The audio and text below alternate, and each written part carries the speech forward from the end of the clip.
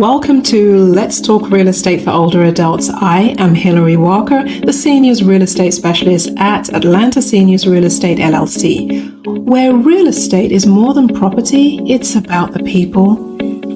We specialize in working with people who are baby boomers and empty nesters, and you are listening to the podcast that talks about the many issues, challenges, tips and tricks that we come across when working with people over the age of 50. A quick disclaimer for you. We are realtors designated through the National Association of Realtors. We do not intend to give legal, medical, or financial advice outside of the scope of real estate, and any information we do discuss here, it's from our experience of working in such situations, and there'll be many. But we suggest that you gather professional advice as and when needed. So let's jump into today's discussion. Nice to have you here. You're welcome. Lisa's contact details are on the screen right now. One of the things Lisa and I are doing today is to provide some useful or valuable information for you, for someone you know, or just someone out there that mentions something. Then here you are with this valuable information that who knew there was such a thing as caring transitions. So Lisa, let's jump right into it. First of all, I want to share with the audience how we met, because that was not straightforward. Oh, you want me to tell the story? Yes, please, go ahead. It was in 2018, and I had attended a meeting of the Gwinnett Council for Seniors, and Hilary was not present, but I noticed that she was going to be an upcoming featured speaker, and I saw that she was a seniors real estate specialist, and I thought that we could be a good combined resource to our shared clientele. So I reached out to her, and it happened to be good fortune that she had a client who was really in need of some of the services that we provided. So that was the beginning of what has been a long journey and a nice friendship too. Yes, wonderful. And so Lisa mentioned the Gwinnett Council for Seniors, and I'll just say a little bit about that. It's in the Gwinnett County in Georgia. So those of you who might be listening from outside of Georgia, that's a very specific group, but there are other councils like that that advocate and offer services for older adults. And that's why we are involved in that organization. Let's share with the audience a little bit. The first project that we worked together on, parents had passed away, and the family home was left for the middle-aged adult to be able to have to get rid of the home, so have to sell the home. One of the things we knew about the house was that it was lived in for over 30 years, and there was an immense amount of personal items, which I call treasures. I call, the stuff treasures, and there was an immense amount of things in that home that one child who was already going through such a difficult time of losing both parents in the space of 2 years to be able to manage. And so I called in Lisa to be able to help us through that experience. So Lisa, tell our audience about the business that you operate. What does it mean to a client like I've just explained to you? And if you would like to go on, is to talk about how you helped in that situation. Sure. Well, Caring Transitions is a nationwide organization. We have over 200 offices around the country. And we specialize in helping older adults who have come to the point where they need to or want to downsize. Services we offer are relocation, downsizing, and estate sales. So on the relocation side, we can start at the beginning with a professional space plan. We will professionally pack the household. We will hire a professional mover that we have vetted and that we will manage. And then we can unpack everything at the other property and put everything away, hang pictures on the wall, remove all the boxes and packing paper and packing materials, so that that person or those people are ready to just move right in and relax and not have to deal with the stress of moving, which as someone ages can be a significant event in their lives. A second aspect is downsizing. We can work with clients who have a target to move but are struggling with the amount of accumulation of things in their house. So we can come in and sort and organize those belongings for them, help them determine what to take with them versus what to let go of. And really, it's almost a decluttering process along the way, which can be, again, a really stressful factor for someone that's been in their home for so many years and have so many treasures all around them. And then finally, we can help them to sell some of those treasures two different ways. We offer in-home estate sales, a traditional estate sale where the public comes in and shops and purchases items in the home. We also have an alternative solution, which is an online estate sale. We have a nationwide online auction site called CT Bids, and we come in and take photographs and build a listing and run the auction and manage the pickup of the items on behalf of the client. So a variety of ways we can help a client liquidate assets and help offset the cost of a relocation. Wow. So that's a huge packet or parcel of services that you offer. And it could be one piece of service as well as the whole entire service. Tell us a little bit about what you did for the client I'd mentioned at the top of that question. Well, we came into, there were a couple of services that we offered. One was the online auction. We went through and did the whole sorting process and helped to divide the items in the house between things that your client wanted to hold on to. They were things that were important to him, but he didn't know where in the house he could find them. So we kept an eye out based on his description of the things that he really wanted us to put this aside from him. So when we found those things, we put them off and gave him a call to say, hey, we found that thing you were looking for. The second thing was we picked out the items that were of good value that we felt like would bring some money in for him, and we set those aside for the auction. And then we separated out the lower value donatable items that would just be nice for a charity to have, as well as bagged trash. So we ran the auction, had a nice result from that. People came to the house and picked up things they won. And then we brought in a dumpster and we started filling it. And we called charities for pickups and got that house, which was not a small house, completely cleared out. There was nothing left behind other than what your client was planning to take away from it. Right. It was a task that, I took my hat off to you. I just said, wow, because I knew what the house was like prior to you going there. You and your partner, your sister came in and walked the house with me.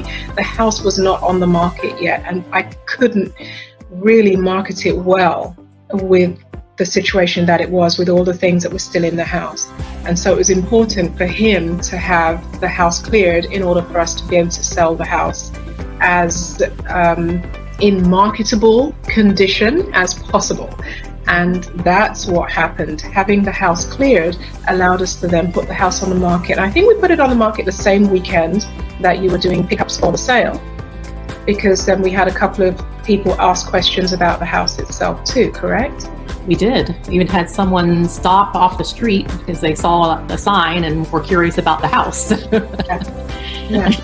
And I believe, and I need to go back a little bit and find that detail, because I think that it's one of the people who made an offer on the house. It wasn't maybe one that was accepted, but certainly it ended up being bought by somebody who lived locally, actually, who'd been watching the process over a year or so. And the timing was just right once we had finished everything that needed to be done and they came and bought the house. So it was a good story in the end. Unfortunately, that life happens throughout that process. And so the gentleman who owned the home in the end, of course, it's hard to let go of anything for your family, but, to let go of the house that he grew up in as a child and to let go of his parents in such a short space of time is, of course, overwhelming. But I always come back to the fact that our job as senior advisors in whatever way we do our work, so you as a move management company and myself as a seniors real estate company, we focus on the individual first and foremost.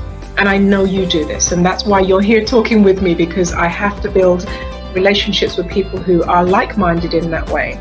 and we focus on the people. We focus on what their needs are, and then we work around that to make everything happen and to achieve the task, the goal that they're looking to achieve. So I thank you for that. I probably thanked you a million times because it was a huge one, but I will thank you again and again and again. It's our pleasure. Yes, it was an interesting project, right?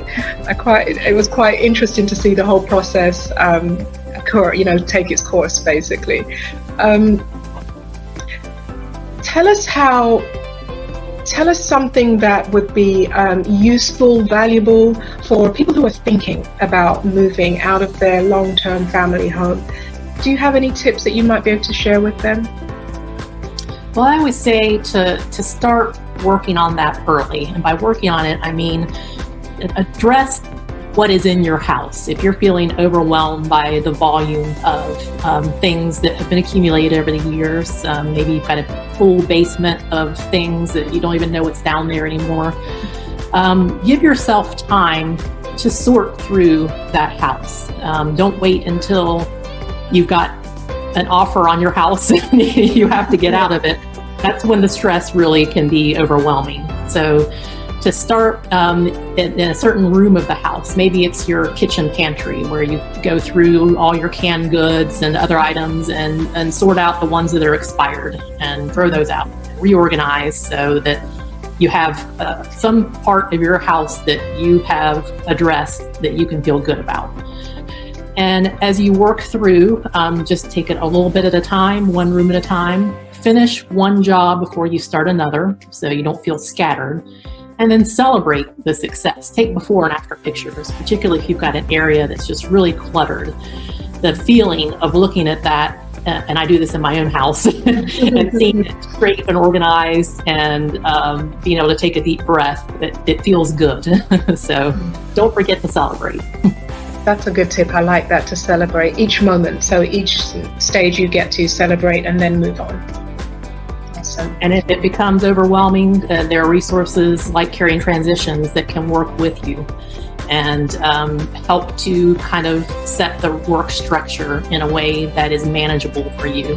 Plus you have a third independent party to kind of help you make those decisions about what do I really need going forward for my next phase in life, and what can I consider letting go of to family, to friends, to sell it, to give it to charity.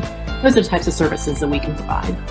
And I think that's a really good point, actually, to stress to people. We're human, and we accumulate a lot of things over the course of living our lives, and the spaces we have, we pack them with things sometimes.